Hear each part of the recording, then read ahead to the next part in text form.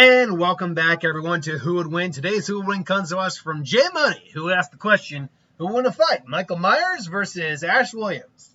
Now, Ash Williams actually has fought in the comics Freddy and Jason. I think Pinhead, too. I think. But I don't know, and I'll Google it real quick here. I don't know if he's ever fought Michael Myers. Ash versus Michael Myers. Let's find that out right here, right quick now, and we'll see. Okay, Ash versus Michael Myers. Has that ever happened?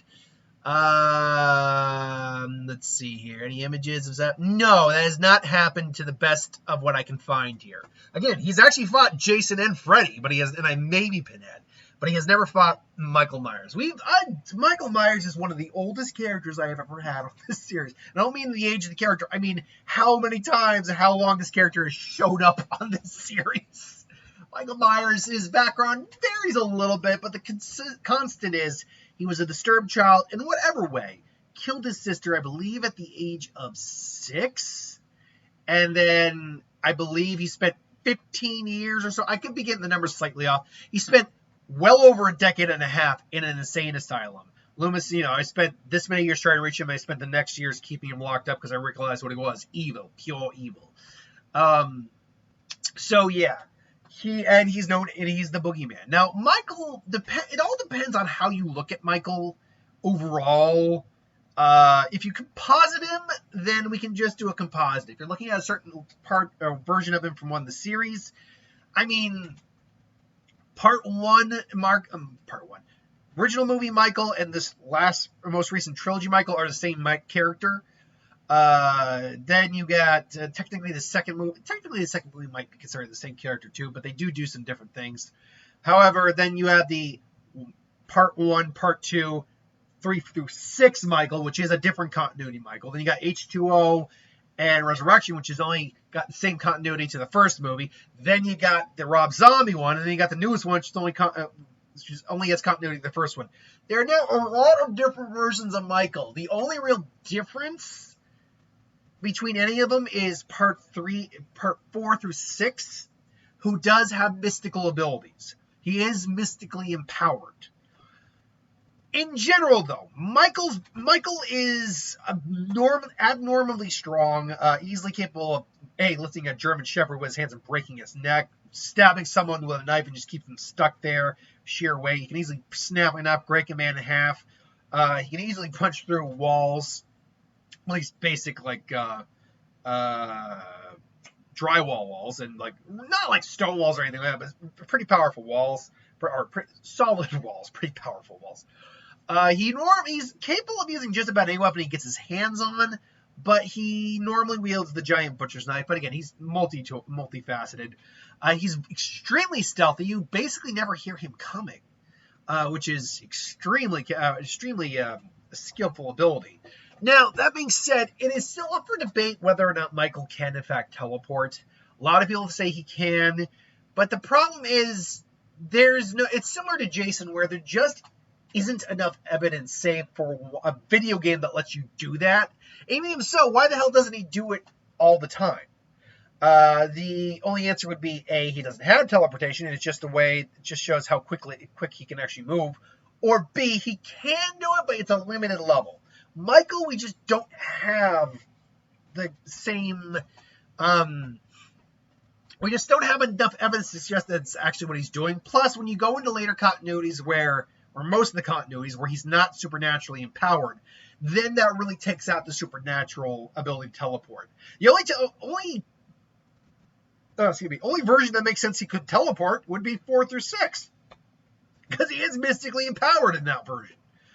He's not dumb by any stretch. In fact, he's actually quite intelligent, but he's just single-minded and driven.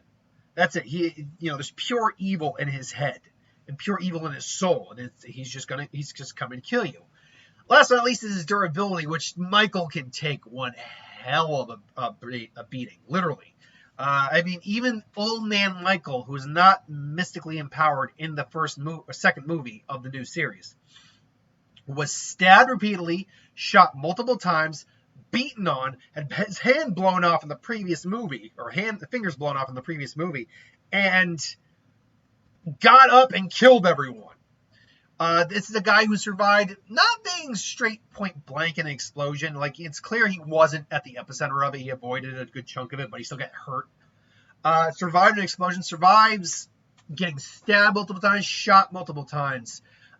He's tanked a chainsaw, but it's debatable whether or not that chainsaw could have killed him because the girl clearly didn't know how to use that thing. The man is durable as hell, but he's not infallible. In H2O, and that's just one continuity, he replaced himself with someone else to make Laura think she killed him, but ultimately that may have been the fact because he couldn't survive decapitation, which he probably still can't, no matter which version you go with. Or he just wanted to put her in a false sense of security. Beyond that, though, it's pretty clear, at least in my interpretation, that even the quote-unquote strongest versions of this character cannot survive, like, the high-caliber, like, power of weapon. Like, if a 50 cal shot him through the head, it'd most likely blow his head off and he'd be dead. Until something comes around to prove otherwise on that, that's what would happen. The problem, ultimately, I find, or if he got caught like Jason did, Jason goes to hell in an explosion, SWAT team took him down, SWAT team would take his ass down.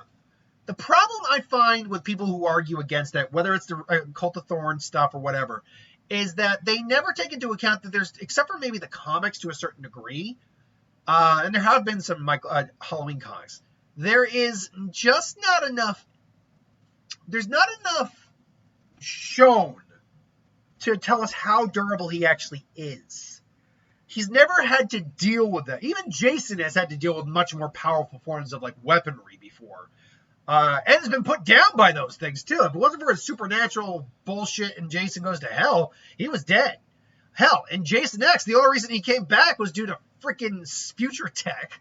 So, yeah, I honestly do think, like, you get some high-caliber powered weaponry, you'd put him down. But even so, his durability has limitations. He still feels pain. He can be temporarily put down with bullets. So, yeah. Ash Williams, or Ash Lee, as he was known as in the original movie, is the main protagonist of the Evil Dead series, as well as Army of Darkness TV series, which I unfortunately never watched. He is, but at his prime, he was a guy roughly in his 30s or 40s, in good shape. He drank a lot, but in good shape. He was fit, physically active. He had thanks to past tech, he was able to manufacture himself an arm, a fake hand made from a knight's gauntlet of all things. So it was actually pretty durable, capable of crushing an iron cup like it was nothing. Or I don't know if it was iron. Probably iron, actually. Some sort of metal with no problem. Which means he could actually probably deliver a really painful punch. Now, they never illustrated that in Army of Darkness, but he could actually probably give a really good right hook. He wields his boomstick. Remington, I can't remember what exactly the quote. I love the movie, but there's some quotes. 38 Remington, cobalt blue steel barrel and a hair trigger. It sells for about $199.99. Shop smart, shop S smart. You got it. Shop smart, S smart. But yeah, he has a shotgun. He wields it efficiently. He has his chainsaw, which he initially could attach to his arm, but now he just carries with him. He's also got knowledge of the Necronomicon, dealt with the dead on multiple occasions, and he's all around a very adaptable guy and very capable in a fight. The question is just becomes, could he beat Michael Myers? His rundown is so much more simple than Michael Myers is. I could go into his past, his history, but what? Him and his friends found the Necronomicon, and they went to a cabin. They awoke in the Deadites. He was the only survivor, technically. Although, then they kind of rebooted the Evil Dead a little bit, or with Evil Dead 2, which is technically a soft reboot and more of a horror comedy at that point. Evil Dead 2 is a lot of fun. But that's where he lost his hand, and then he gets sent into the past thanks to a spell to get rid of the Deadites, where he meets King Arthur. They actually say his name is King Arthur, but it's pretty clear he's King Arthur, I think. Or supposed to be, anyway. And he helps defeat the Deadites in the past.